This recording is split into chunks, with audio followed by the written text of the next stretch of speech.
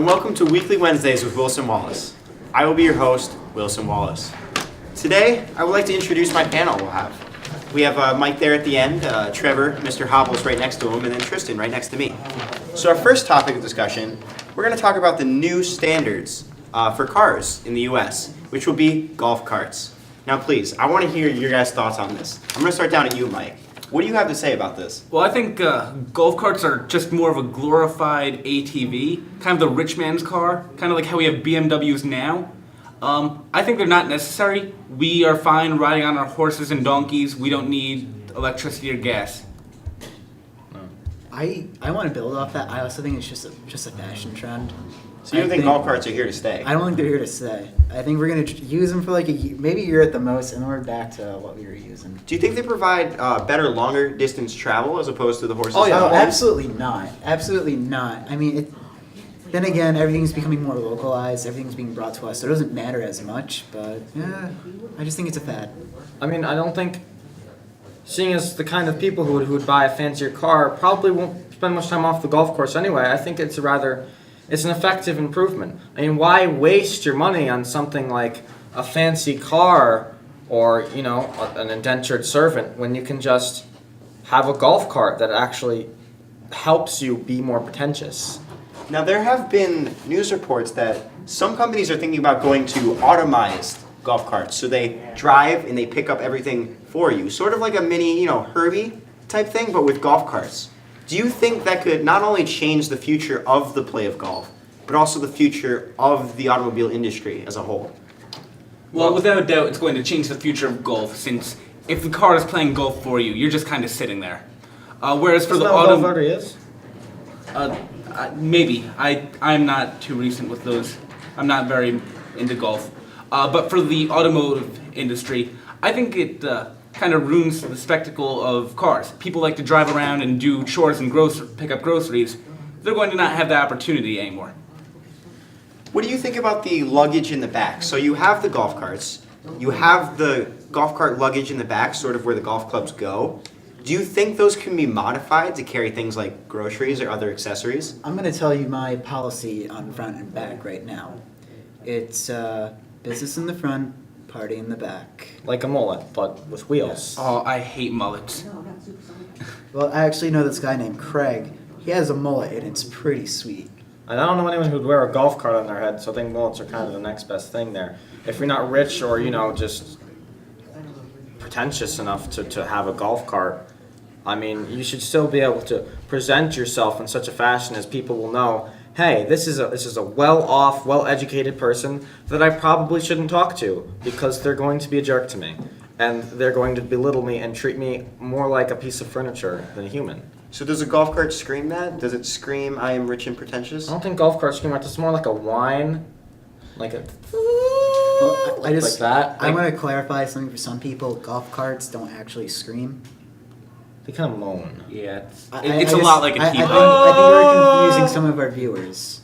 Are we moving more towards the hybrid industry? Because those are very... Like a half golf, half car kind of thing? Or yeah, like a... Like it's a golf ball you can drive, or a different kind of hybrid? I think he means kind of like half golf cart, half person.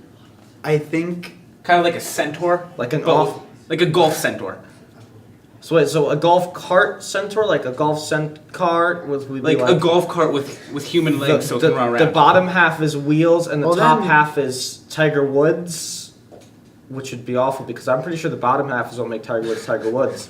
But like you win a championship. The bottom half, lazy person who tries to say that sports you can stand and not do anything with, and top half is an inefficient bike. It'd most certainly be the one with the bottom half being lazy, top half inefficient bike. All right. So as a whole, golf carts are not a positive trend, you think? No. I think the real solid thing is cars made out of bricks. You think that's the future? I think that's the future.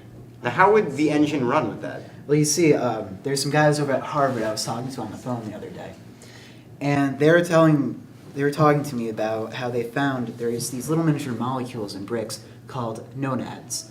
And what these nonads do is they take mechanical energy, like the wind blowing against them, and they vibrate, and the vibration actually creates mechanical energy that can actually rotate an engine. No, wait.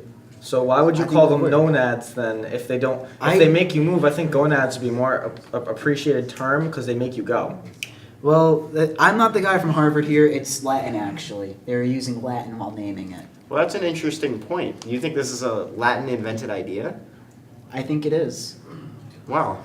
I think if we went over to the land of Latin, Latin America. yes, if we went to Latin America and we started digging things up, we would find brick cars.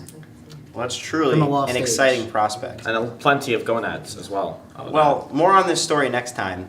We're going to have to move on to a commercial break now, but when we get back, we're going to talk about NASA's firework display.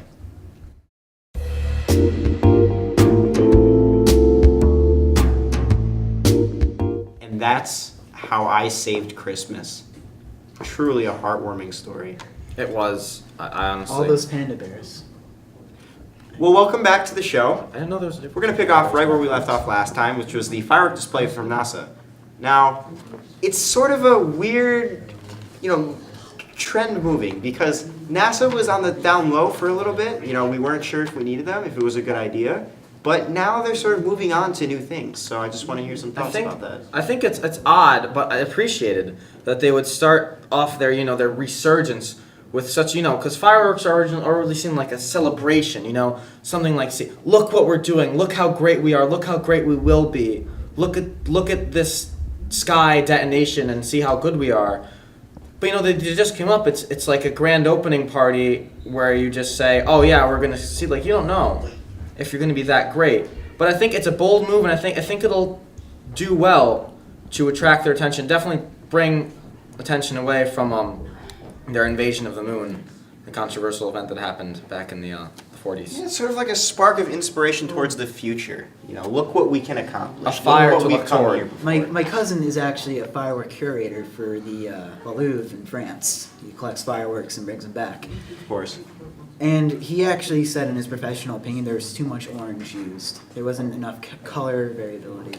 Just too much orange and yellows. Maybe that's a bold statement by NASA. Maybe they're cutting down. They're focusing more on one thing, one aspect of their program. I feel like it would have been more spectacular if they hadn't used so much. It seemed like they used a lot of casing and that because why focus so much on the details and the mechanics of the the firework itself if it's just going to explode afterwards. I feel like they shouldn't have made such complex engines and nose cones and machinery inside if they knew they were just going to use it for a display like that. Well, we'll have more information in a second because we're going to go to our reporter on the field. All right. Hey, Wilson. Yep, I'm here down at NASA, and recently I got to talk with the head leader of NASA, Benjamin Dover, and he was saying that they were actually testing these fireworks in preparation for their 4th of July party. See, it's a new kind of firework that typically doesn't go big unless the crowd is really excited. So they want to get these things ready, very experimental, so they decided to try them middle of October so that they're a big surprise come July. So were the colors if you can hear me okay, were the colors representative of what the crowd thought of the fireworks? Because we were discussing how there was a lot of yellows, there were a lot of oranges. Is that indicative of the crowd's thoughts of the presentation?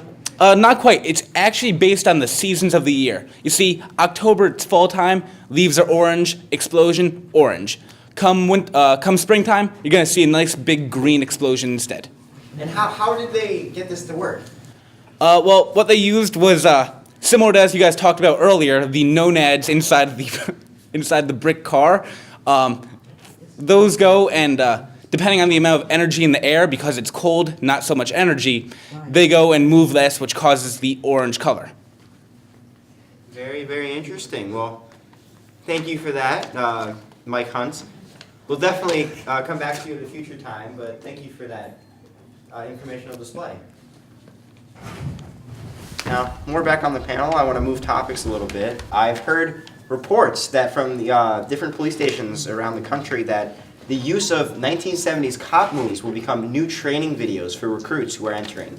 And they think that'll really show them how to breed this new generation of super cops. I feel like that's a vast improvement. a lot of the advances in police brutality and oppression against minorities and stuff happened during the 70s and during the civil rights era, and I think it'll be great for them to, kind of go back to the original, like how they went to the new original Coke before that kind of movement, focus back on their roots, go back and say, we're thinking too much. Where are all the beatings? Where's the love? Where is the love? That is very profound. That touches me on a personal level. I wouldn't say that on camera. I think Tristan summed that up perfectly. I think we can move on. Okay. Well, in order to be more inclusive, the National Basketball League has added a crutch league to their list of nations. And in an effort to include more people in the basketball league, they've made it open to everybody as well. In order to get more people together and get more people there for the love of the sport, because that's what it's really about. You can form your own team, you can sign up online at their website, and you can just play crutch basketball with your friends and with your pals. What do you think about moving towards a more fun message as opposed to a serious one? Well, everyone knows that the most fun you can have in basketball is when you're winning. So I think it's going and kind of taking that message and throwing it out the window. It's a lot harder to win if you're only playing for everyone to have fun. You want to have the most fun, you want to win. I think, to be honest, it removes a lot of fun aspects of basketball. Like, for instance, you can't injure someone and take them out of the game because a lot of them are already injured. So, like, if I want to play with Trevor, if I wanted to break his knee to show him that he should not get in my way when I'm trying to make a basket, as a message of intimidation towards him and his peers, it wouldn't faze him because he wouldn't have to go out because he would be playing because he's crippled. That's an interesting point you raised there. Another thing I'm curious about with that is, would the use of crutches as stilts be allowed? Because in that situation, it might give an unfair advantage to people with smaller feet. So that might actually remove a lot of the fun aspect that they're aiming for. I think they're still working out the rules. They're still getting a few kinks out about traveling and dribbling and other things like that. That's the thing. How exactly are you going to dribble? It's still in the process. If you broke your jaw, I suppose that would happen a little bit, but I think they have the rules list going up on the website, and it's increasing more each day. They're trying to get more people really excited about this new idea of crutch basketball. It's sort of a new spin, it's a new entry into the database of sports. All right. I look forward to it just Yes, like you air do. hockey. Well, space hockey, if we're being technical. Oh, right. That's air hockey is typically now known as hockey when you use planes, right?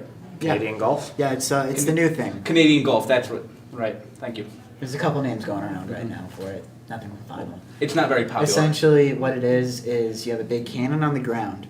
So people take off on biplanes, they send it up there, and you have to kind of clip it with your wing, but not really, so you don't break your wing, and hit it into a hole. Well, not a hole, kind of an indented target on a field.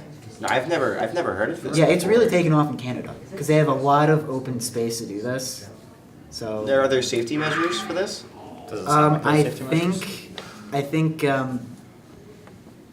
their biggest safety measure they have is if the plane goes down, you jump out and you flap your arms really hard. That's Okay. That works for birds. I don't see. it works for birds. Now, are there genetically engineered humans for this sport? No, Canadians. No. no. Actually, to test the sport, to test the new safety measures, they use death row inmates. Okay. Yeah. The winner actually gets 'Cause set free. The problem is Right that to the top. that they realized is they have all these people sitting around, and first of all, it's cruel to have the death penalty.